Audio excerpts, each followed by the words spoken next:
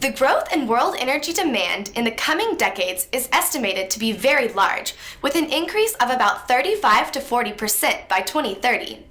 This increase alone will be greater than all of the energy that the world consumed in 1970. So the important question remains, can this demand be met? Innovation will be critical. Fortunately, innovation is a constant feature of the energy system. Solar and wind, which have become so prominent, really had their origins as innovations in the 1970s and 1980s.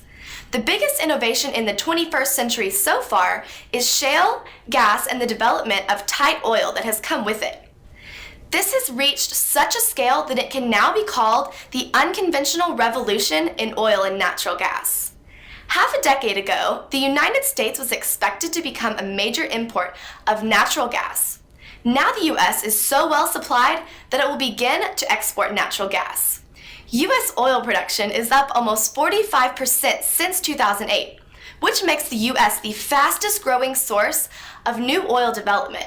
This is not even what was imagined a few years ago. This revolution is having a major economic impact. It currently supports 1.7 million jobs, a number that could go to 3 million or more by the end of the decade.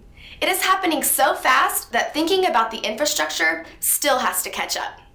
A key question for the future is, when will this revolution spread beyond North America? One thing that is clear is that natural gas will assume a bigger role in the world's overall energy mix. And now, over to Mia to talk about Illinois' future in America's oil boom. Illinois could become the epicenter of America's next oil boom. The state's legislators recently passed comprehensive fracking regulations that should open the state up to extensive new shale, oil, and gas exploration.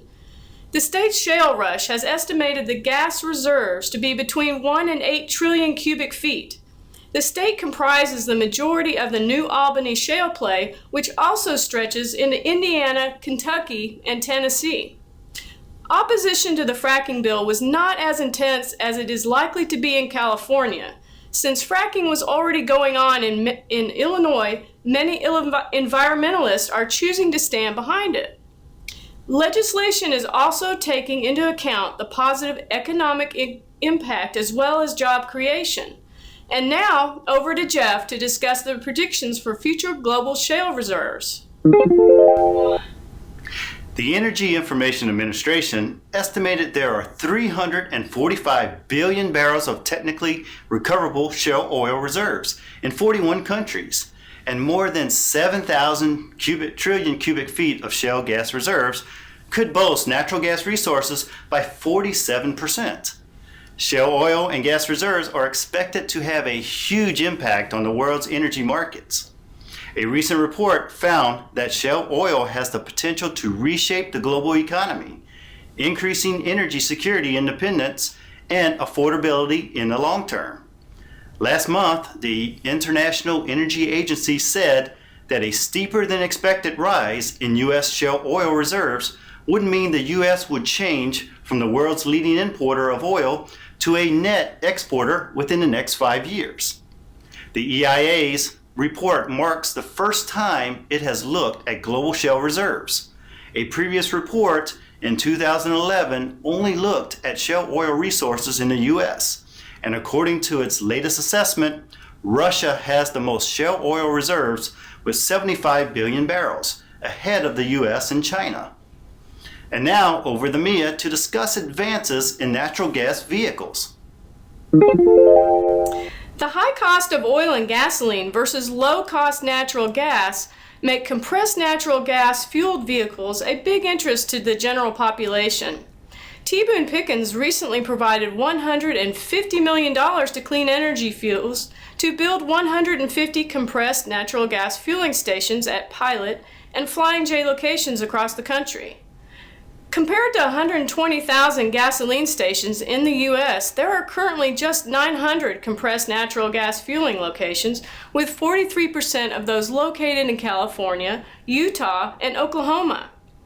The cost to replicate the gasoline infrastructure exceeds $50 billion.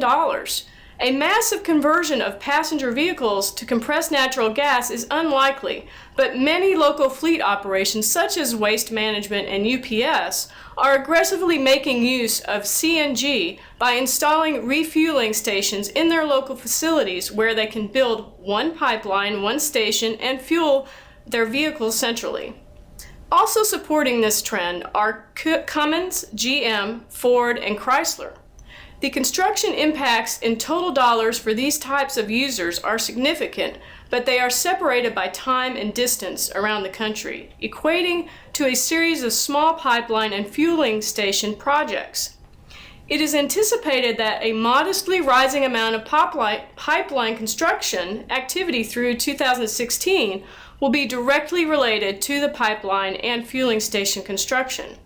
And now, over to Stephanie with some info on the Bakken.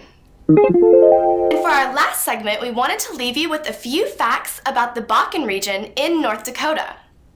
Oil production in North Dakota has increased more than 600%.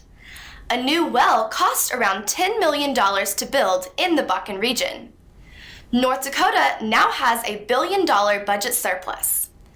There are an estimated 40,856 oil industry jobs in North Dakota.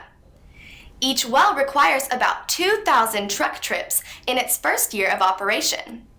The population is expected to climb 50% over the next 20 years in North Dakota. And many predict that the oil boom will last for decades.